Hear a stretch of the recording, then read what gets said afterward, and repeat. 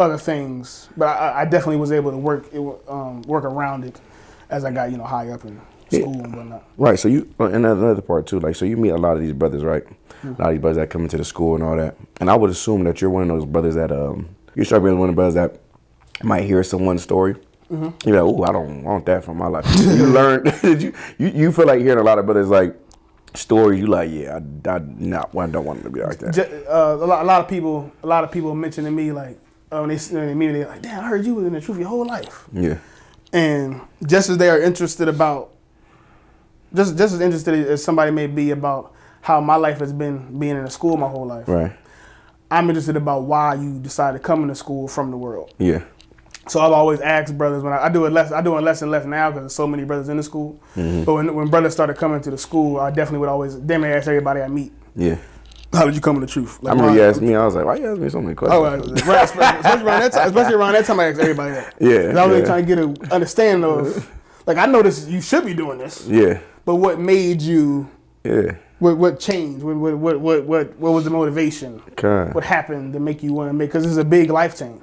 Right. It's a big life change to never do holidays again. Yeah. Never eat pork. Now you got a whole new set of things you got to worship and celebrate. Now you got a whole new way of life. So I was always wondering why brothers do it. Yeah, one of the things too though, like I know about you personally. Oh my bad. Oh no, go ahead. Yeah, but I'm just gonna get to your point. But definitely, when I was asking brothers, how did you come in the truth? They would give me good insights about what's life like in the world. Yeah.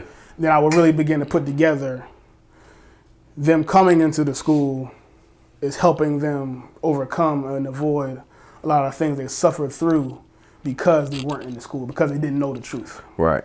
And I definitely put that together just out of curiosity, just trying to find out why brothers come in. I started to learn why the truth is so important. Yeah. I started to realize the things you go through when you're not, in the school, the truth. Another thing too, what I noticed from you, like I know that you were born in the truth and you was in the truth your whole life, right. But that you don't act like that. You're not arrogant. You don't think you're saved because of that. Yeah.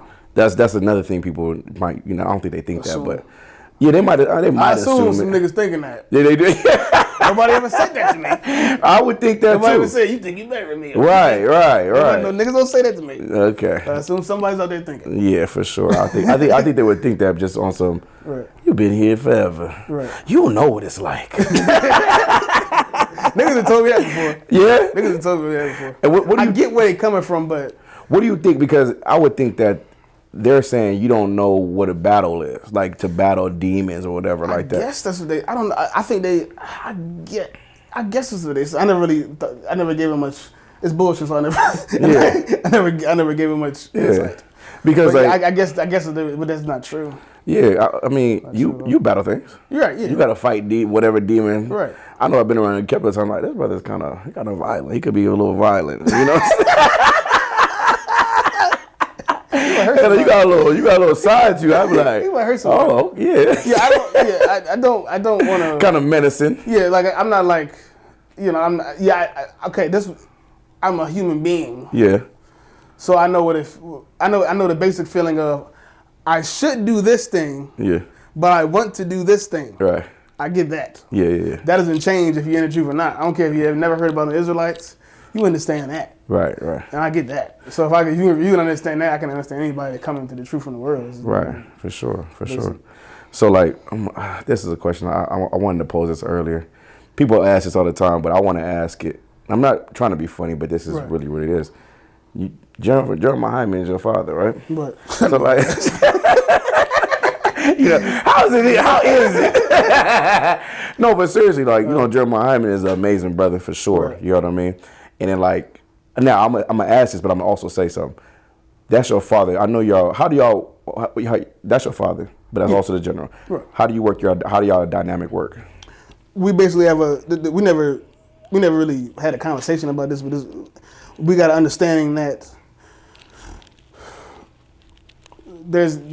we have a capacity as somebody who's an officer or a captain in the school and a general, and a capacity of a father and a son, if that makes sense. Yeah, it does. So there's certain things that we both know has nothing really to do with the work of the Lord. Yeah.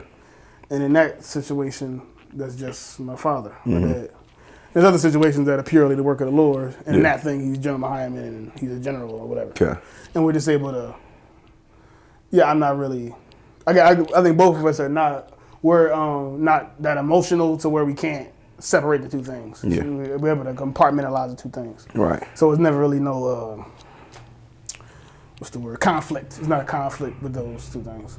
And of course, I can come to him for advice like everybody else does. Yeah. I never really asked him, but maybe his